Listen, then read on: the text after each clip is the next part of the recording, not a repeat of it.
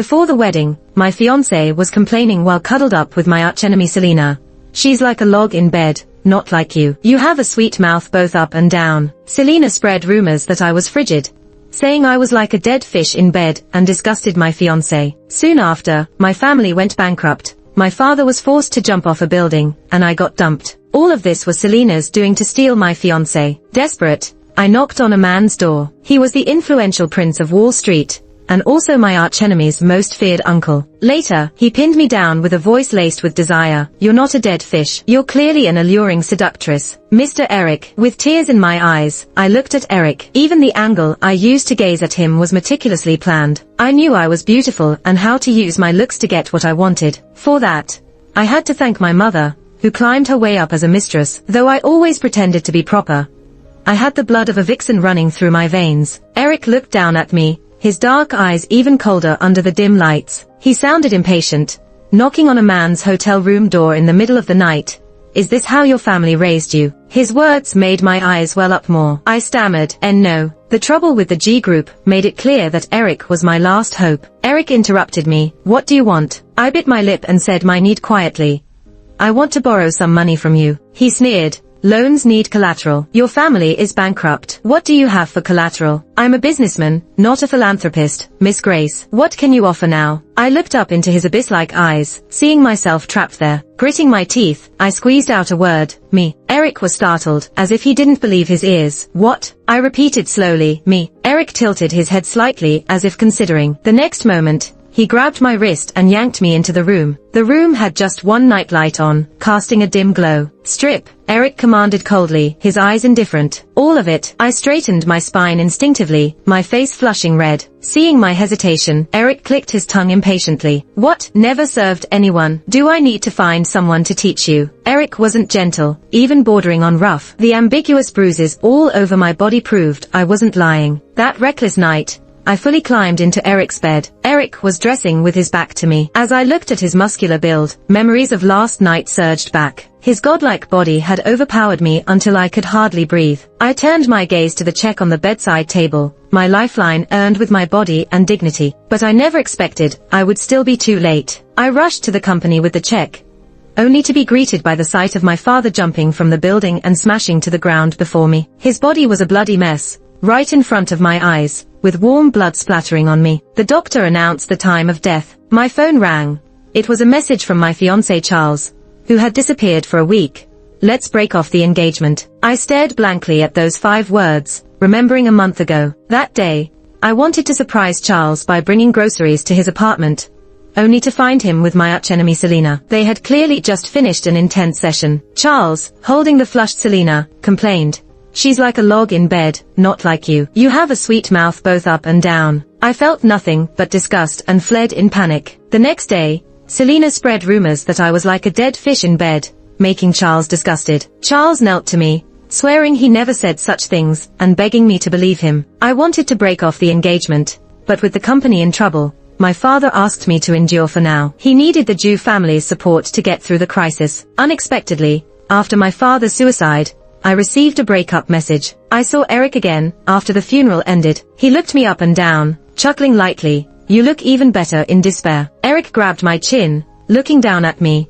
"Don't all powerful men in novels keep a canary? You can be my canary. I'll keep you as long as you behave." I dared not resist, with tears in my eyes and helplessly looking at him. Eric's dark eyes grew even darker. He grabbed my neck and kissed me, nearly biting. His biting and grinding on my lips filled my mouth with a metallic taste, an aggressive kiss. My brain felt like it would explode, and I couldn't hold back a moan. Eric seemed stimulated, kissing even harder, as if he wanted to consume me entirely. Eric never took me out to meet people. My daily task was to wait for him in this lavish villa. He said a canary was kept for oneself, not to show off. Eric smoothed out all my father's debts, and I truly became his canary. When he was in a good mood, he'd coax me a bit. When he was in a bad mood, he ignored my existence, not even sparing me a glance. But there was one thing that was always consistent. Every night, he would keep me up late. Even during my period, I had to find other ways to satisfy him. It seemed he found a special kind of joy in tormenting me. When things got intense, his movements became faster, and he would repeatedly ask me, "Tell me, Who do you belong to? If I didn't answer, he wouldn't stop. In fact, he'd get more violent. No matter how much I begged, he wouldn't let me go. Tears streamed down my face as I quietly pleaded for him to stop. But he just moved faster, and breathed heavier in response. I had no choice but to answer him over and over, yours. When it was over, I felt like I had been pulled out of water, drenched in sweat, and too exhausted to move a finger. Eric would gently brush my hair, his dark eyes as deep as a midnight lake. He'd say, "You're my canary, my forever canary." At first, I would argue back, "I'm not your pet." Eric would just laugh dismissively, the sarcasm evident in his every expression. "You should be grateful I treat you like a canary. Without me, do you think you could still live such a pampered life?" Grace, knowing one's place is important. Don't overestimate yourself. I was always left speechless by his words, retreating under the covers to cry. After it happened enough times, I didn't bother arguing anymore. The next time I saw Selena was 6 months later. I was in a stall in the art gallery restroom, about to flush, when I heard a familiar female voice. "Selena, you finally got what you wanted, got Charles for yourself." My hand froze in mid-air, and I held my breath. There was a sneering laugh from one of the girls, a voice I'd recognize even if it turned to ashes. It was Selena. I saw how Grace babied him, and I just wanted to take him away to make her miserable. Once I got him, I found he was nothing special. Selena's tone was dripping with mockery. "But you really went overboard, bankrupting G Corporation, making Grace's dad jump to his death." I was stunned. My heart felt like it was being squeezed by an invisible hand. Selena chuckled coldly. "How was I supposed to know G Corporation was so fragile? I was just messing around. Who knew Grace's dad couldn't handle it and jumped for some money? How ridiculous." After Selena left, I don't know how long I sat in that stall. My whole body was cold, and my brain seemed to stop working. I had imagined countless possibilities, but I never thought the one behind my family's downfall would be Selena. Selena and I had been enemies since high school. She flaunted her family background, thought everyone should bow to her. Until she met me, I never indulged her, didn't care about her powerful background. We clashed countless times, seeing each other as archenemies. We later went to schools in different countries, and had no contact, until we met again, at a party after I returned home. When we met again, tensions flared just like before. She started appearing around Charles, trying to steal him from me. Charles seemed unaffected, giving all his affection to me, until I caught them in bed together. Selena spread rumors that I was dead fish in bed, making Charles sick. I never thought our rivalry was severe enough for her to want to ruin my entire family. Staring at my pale face in the mirror, I slowly regained my composure. Lying in Eric's arms, listening to his breathing, I suddenly asked, "Why did you come to me on the day of the funeral?" Eric's voice was low. "Didn't want to use you for nothing." I fell silent. His arm tightened around my waist as I tried to pull away, holding me firmly in place. I felt frustrated. Eric clicked his tongue, his voice rough and irritable. "What are you avoiding?" There was a pause, then he sighed lightly. "You look so delicate.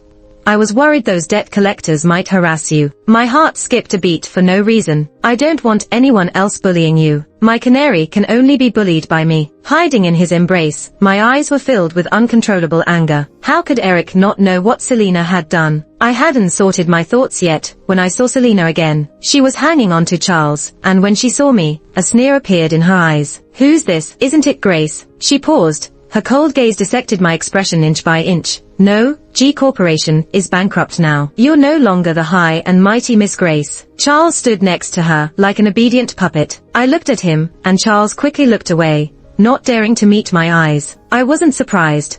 After all, Charles didn't even have the courage to break off our engagement face-to-face, ending years of our relationship with just a text message. Looking at the still glamorous Selena, wearing an outfit worth at least 6 figures, anger spread from my heart to every part of my body. My family was ruined, but she was still high and mighty, flaunting her victory in the Shen group. I felt so angry, I wanted to slap her, but reason told me I shouldn't do anything right now. I turned to leave, but Selena didn't intend to let me go just like that. She grabbed my wrist and yanked hard. "Where do you think you're going? You can't catch up with an old friend." I turned to look at her. The mockery and disdain in her eyes made my insides ache. I asked her back, "When were we ever friends? What do we have to catch up on?" I glanced at Charles, who was standing beside her. He averted his gaze guiltily, and I scoffed. "Selena, your taste is terrible, always picking up others' trash." Charles's expression stiffened, and Selena's face turned dark.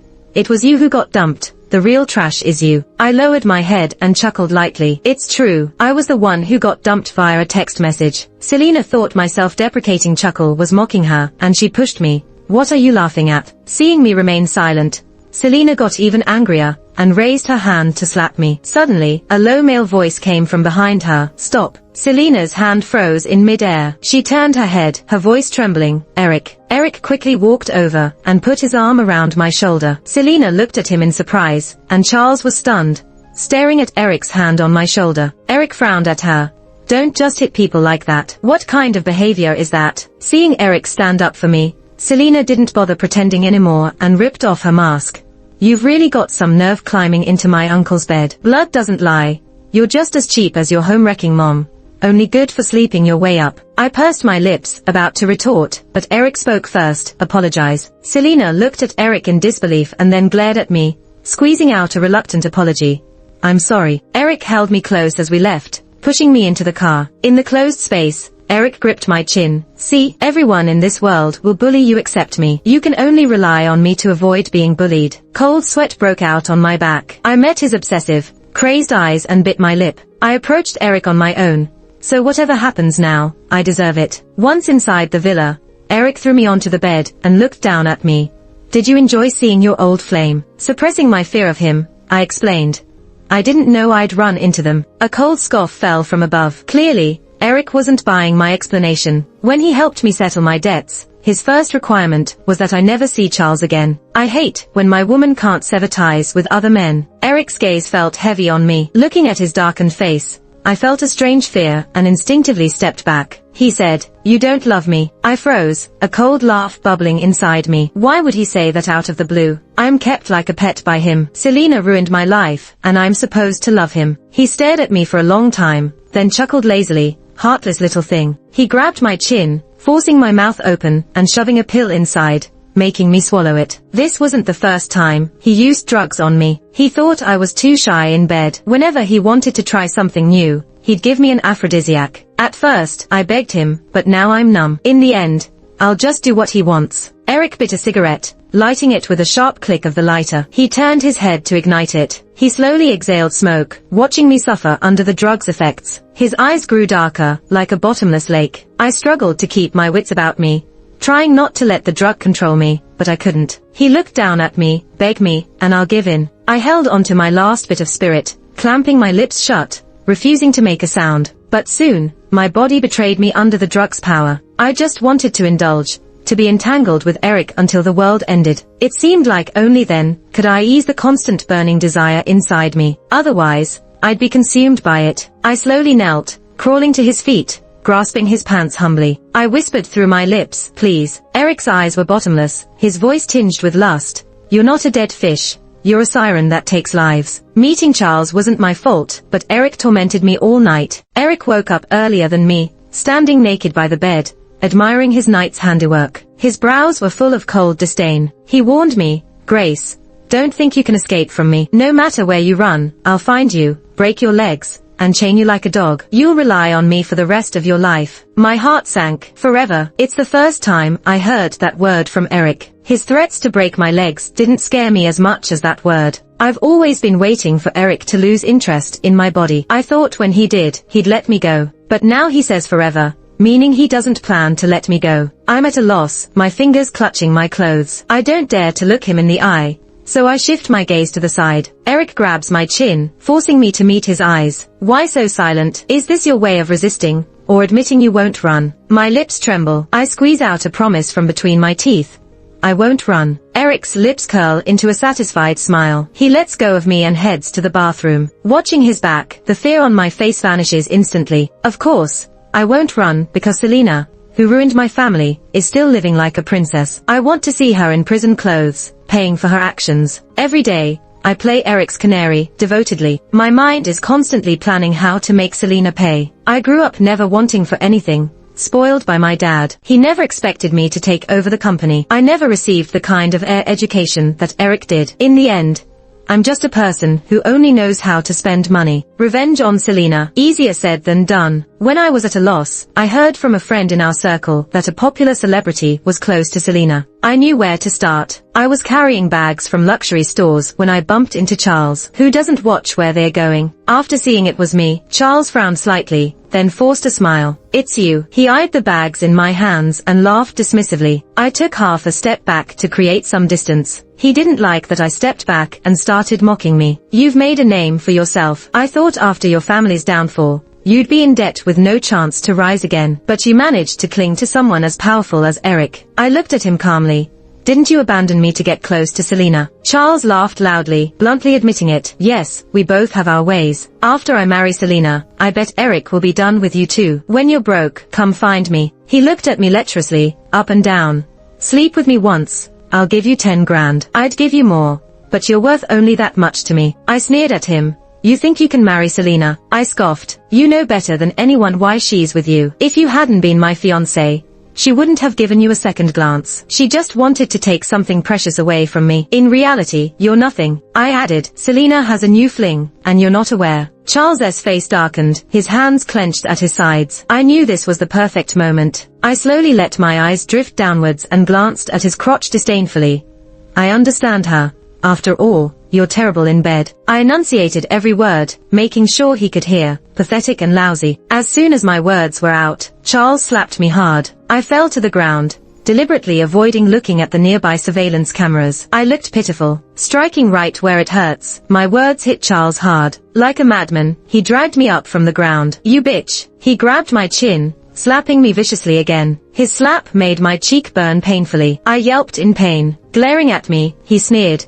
Selena has no choice but to marry me. I have dirt on her. Lowering my voice, I said, the Shen family has ways to make you disappear quietly. The taste of blood in my mouth sobered me up a bit. Charles's hand continued to hit me, clearly intending to keep going. People gathered around, recording with their phones. Just when I thought Charles might beat me to death, someone pulled him off me. Charles was arrested, and I refused to settle. Eric stood by my hospital bed, taunting. This is your way of getting back at Charles. You sacrificed yourself, just to give him a petty punishment. You should have begged me. I'd have helped punish him for you. I stayed silent, staring at the pale ceiling. If I really begged Eric, it wouldn't be Charles getting punished, it'd be me. Eric would think I hadn't forgotten about Charles and use it as an excuse to punish me more. I couldn't bear his punishments. I didn't want to. His ways of tormenting me in bed were endless. I couldn't stand it. Every encounter with him made me feel disgusting. My silence seemed to anger him. He got on the bed and pinned me down, gripping my already bruised chin hard. His hand pressed on my sore spot, making me gasp in pain. Now you know it hurts. I whispered, I know. 5. But my backing down didn't earn Eric's mercy. He undid my hospital gown. Ignoring my resistance, he punished me hard again. Afterward, he wiped the tears from my face and warned me,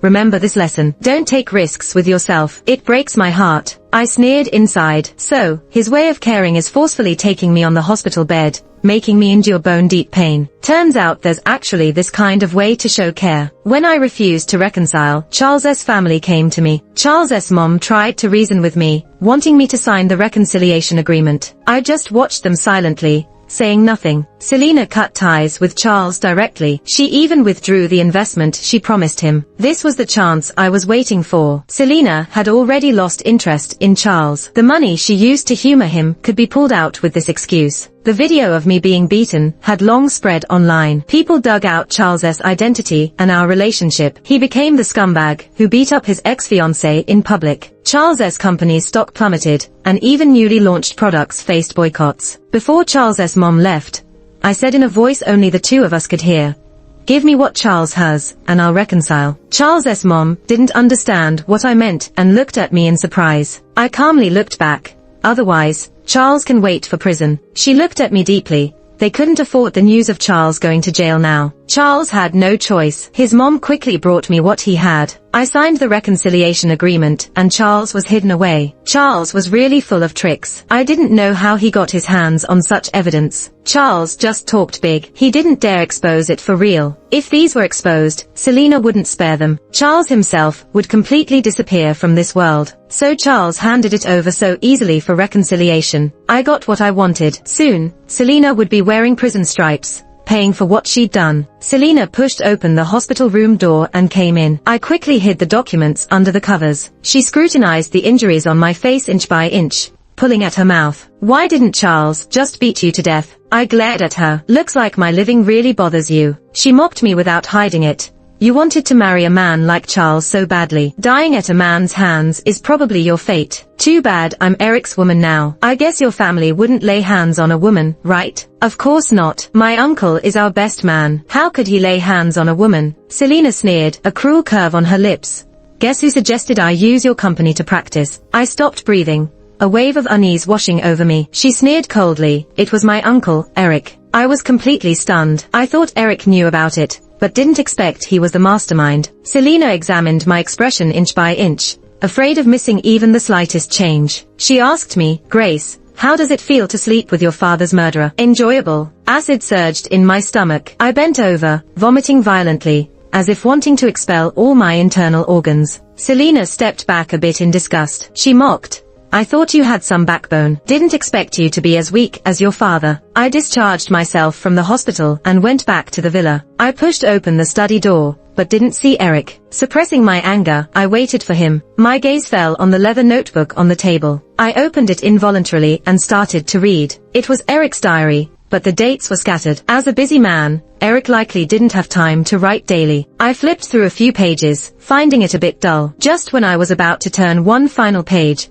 and put it down, I saw my name. Grace. I glanced at the date. It was 2 years ago, the first time I met Eric at a charity event. Selena and I had a conflict. With one call of Selena's name, he stopped her verbal attacks on me. I remembered him vividly, not just because of his deterrent effect on Selena, but because of his undeniable aura of authority. Today at the reception, I saw Grace hiding in the corner, kissing her boyfriend. It pissed me off. Wanted to kill Charles. I stopped breathing for a moment. The air seemed to have frozen. So he had already set his sights on me back then. Want to have Grace, ruin G Group, and I'll get Grace. Told Selena, women can't stand their men being taken away. By Selena's actions, Charles soon wouldn't need my worry. The more I read, the colder my heart felt. I guided Selena to practice on G Group. No half measures. Didn't expect just a few threats to George, telling him his death could offset all debts. He actually jumped. The timing was just right, falling right in front of Grace, leaving her helpless. I arranged for someone to tell Grace only I could help G Group through the crisis. Grace indeed came to me. When she trembled in my arms, I almost lost control. No wonder someone had told me back then only Eric could help G Group. It was all Eric's manipulation, everything in his plan. My fingers trembled as I turned the page. Grace shivering like that is so captivating. It makes you want to hold her and protect her. Grace was disheartened, feeling like she had no support left, but her look of despair was beautiful. Grace is mine now, my own little canary. My whole body stiffened, and in just a moment, it felt like I was hit by an electric shock. Suddenly waking up, I put the notebook back, where I found it, and hurried out of the study like I was running for my life. I had no idea what to do, so I just kept smoking one cigarette after another. All the anger inside me made me wish Eric and I could perish together. "You've been smoking." I blew a smoky cloud upward, masking Eric's deep-set eyes with a hazy blue-white mist. Eric's brows furrowed as he watched me smoke, his expression showing a hint of anger. He hated the smell of smoke on me, and under his watch, I had to quit cold turkey. I questioned him, "Is my family's bankruptcy related to you?" Eric raised an eyebrow, but didn't say a word. But his silence at that moment felt like an admission. My hands trembled as I took a drag, and the long ash dropped to the ground. Gritting my teeth, I asked him, "Why?" Eric just glanced at me, his face void of any expression. "Selena needed practice. Considering all factors, your family was the most suitable target." He didn't even bother to make up a lame excuse, just gave me the cold, hard truth. That cold-blooded, ruthless truth. To Eric, everything in the business world comes down to the most logical, comprehensive calculations. The cigarette pinched between my fingers fell to the floor as I yelled at him in fury. "So because of your so-called comprehensive calculations, I have to suffer the destruction of my family?" Eric argued back. "I never expected your father would commit suicide." I sneered. "Are you gonna be like Selena and say my dad was useless, driven to death by such a small amount of money?" He looked at me coldly and explained, "I never thought that, but business is like war. There are so many uncontrollable factors. I'm not a god who can predict everything that will happen. I regret what happened to your father." A simple regret to brush over my father's death. How ironic. He really is the ruthless, heartless, manipulative Eric everyone talks about. I stared at him coldly. I'm leaving. Leaving? He asked me in a chilling tone. The air around us froze instantly, making it hard to breathe. Staying near you for even one more second makes me feel disgustingly low. No one on earth would willingly stay with their father's killer. You don't love me? That question again. How can Eric keep asking it? How can I possibly have any love for him left? I was furious, ready to face off with him. I replied with a cold smile, love you. From the moment I knocked on your hotel room door,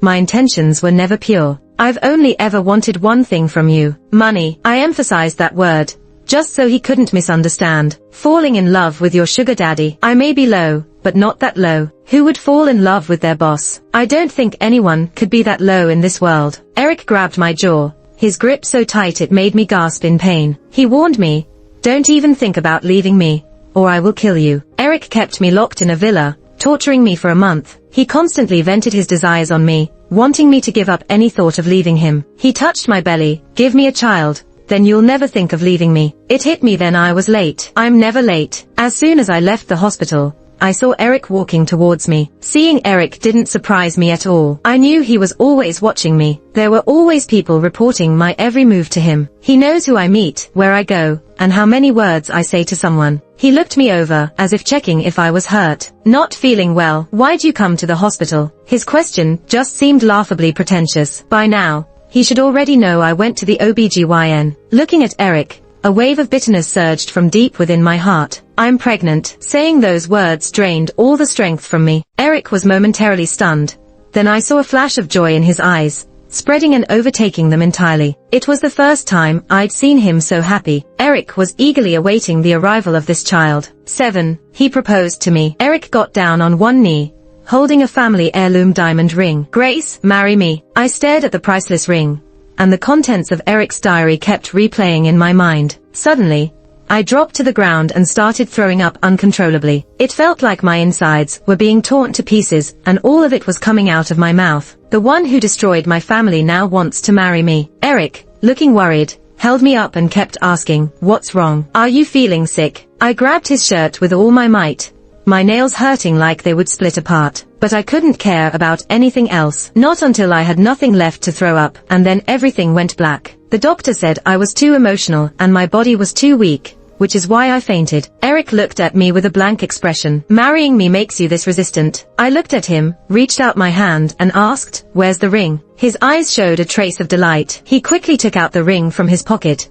and put it on my finger, as if afraid I would change my mind. He held me in his arms and kept promising that he would treat me well and never let me suffer again. He said, you'll be Eric's wife, who everyone envies. No one will dare disrespect you. I faced off with Selena again at an auction. I wasn't interested in that painting, but Selena liked it, so I had to buy it. In the end, after a reckless bidding war, I succeeded in buying the painting. Selena blocked me at the stairway and sneered, do you even have the money to pay? You can't use your body to pay here. I chuckled, took out a black card, and swayed it in front of her. Of course, I'm paying with the black card Eric gave me. Selena glared at me as if she wanted to tear me apart. You're just as cheap as your mother, who became the mistress by any means necessary. Don't think climbing into my uncle's bed makes you special. Do you think my uncle will protect you forever? All I wanted was to push her down the stairs, let her die, and then dance on her grave. But I would go to jail for that, and prison wear doesn't suit me. I told Selena, Eric said he's going to marry me. I'm pregnant with Eric's child. It's his first child. Would he really let it be born as an illegitimate child? You've got to call me auntie from now on. Selena stared at me in disbelief, her chest heaving. She stormed forward and slapped me hard. My head snapped to the side, and my cheek burned. She gritted her teeth and mocked. Do you even know who you are? Dreaming of being my auntie? You've lost your mind. I calmly said, it's not about climbing high. Your uncle begged me to marry him. I touched my face. I'll let it slide this time, since you're young and ignorant. Next time, you won't get off so easily for striking an elder. Furious, Selena tussled with me. She shoved me, and I fell down the stairs. Amid the screams from bystanders, I saw Selena's terrified face and forced a smile. The baby was tough. Despite being pushed down the stairs, the baby remained unharmed. In TV dramas, heroines miscarry from even a slight push. But I'm not destined to be a novel's heroine. Eric furiously scolded Selena in my presence, trying to stand up for me. I knew Eric was trying to vent my anger, but I didn't need him to do that. Someone else would take care of it soon enough. On the day I was discharged, the police took Selena for questioning. I was prepared for a fight to the death. No one would be spared. Eric knew it was me who exposed the evidence, but he never mentioned it. He tried every day to nourish me, even talking to the baby in my belly. I had to force myself to stomach it, pretending we had a future together. I always knew I couldn't take revenge on Eric. Eric's status is untouchable. They are deeply rooted and can't be challenged by someone like me. Life isn't a novel. I won't suddenly become omnipotent and take them down. Getting Selena imprisoned was already a stroke of luck. I couldn't shake Eric even slightly. He was right, knowing oneself is key. So I accepted my fate. But his words, coupled with what I read in his diary, sparked a terrible idea in my mind. Eric seemed to genuinely believe I wanted to be with him forever. His complacency led me to the hospital to terminate the pregnancy. Selena was bailed out quickly by her family. I anticipated this, but not so soon. Sitting in my car, I watched the driver open the door for her. I saw her get inside. I floored the gas pedal, charging towards their car. The driver swerved, but they couldn't avoid the collision. I got out of my car and approached the misshapen vehicle. Selena was already lifeless. I opened the door and slapped her hard twice. Leaning over her, I whispered, "You slapped me once. Here's 2 in return. We're even now." When I returned to the mansion, Eric was on the phone. He hung up when he saw me and his eyes fell on the bloodstain on my shirt. He asked, "You ran over Selena, didn't you?" I nodded, openly admitting, "Yes, I did. She made mistakes and should have gone to jail. Why should your power get her off the hook? Doesn't my father's death warrant a few years in prison? Now it's just a life for a life. My dad's dead. She should go to hell to pay for it." He lowered his voice and asked me, "Are you crazy?" I calmly looked at him and asked back, "Shouldn't I be?" Because of one word from the Shin family that I was suitable for practice, because of Eric's possessiveness, I lost everything overnight. My father died in front of me, his warm blood splattering on me. After going through all this, if I could still stay sane and not go crazy, I would have gone into politics long ago. Would I still be here dealing with Eric? Eric frowned slightly, closed his eyes, and took a deep breath. When he opened them again, he was completely calm. He quickly walked towards the safe, took out my passport, and threw it on the bed. Then he took out a suitcase and started packing for me. "You've been caught on camera. I'll get you out of the country first. After I settle everything here, I'll bring you back." I was a bit surprised. I had just run over his niece. Yet he was still thinking about getting me out of the country and finding a way to clear me. "I'll get someone to take care of you and the baby inside you. You don't have to worry about a thing." It was then that I understood. What he cared about most was the baby in my belly. Of course. How could Eric's child have a mother with a stain on her record? I looked at him packing and said calmly, "I've already aborted the baby." His hands paused. He looked at me in disbelief. "What did you say?" I sneered. "Did you really think I'd go along with some dramatic storyline of a pregnant wife on the run? The thought of you makes me sick. Why would I give birth to your child? My body, my choice. I'll only have the baby of someone I love, not the child of a man who watched me fall into hell." Eric stood up straight, his dark eyes coldly gazing at me. His temple veins bulged, his brows knitted with anger. "Grace, how dare you?" I scoffed mockingly. "What's so daring about it? Your child is already medical waste." Eric rushed over, grabbing my jaw so hard it felt like he wanted to crush it. His eyes were red, and his face was filled with anger. "Have I been too kind to you lately? Did you forget your status? You're just a caged bird to me." He questioned me. "How dare you abort our child?" I rolled my eyes and angrily retorted, "Don't you understand human language? I said I wouldn't give birth to a beast's child." He was like a broken record, asking the same thing over and over again. I raised my hand and jabbed a needle into Eric's thigh. As I stared into his eyes, I didn't hesitate to inject the drug into his body. Eric looked at me in confusion,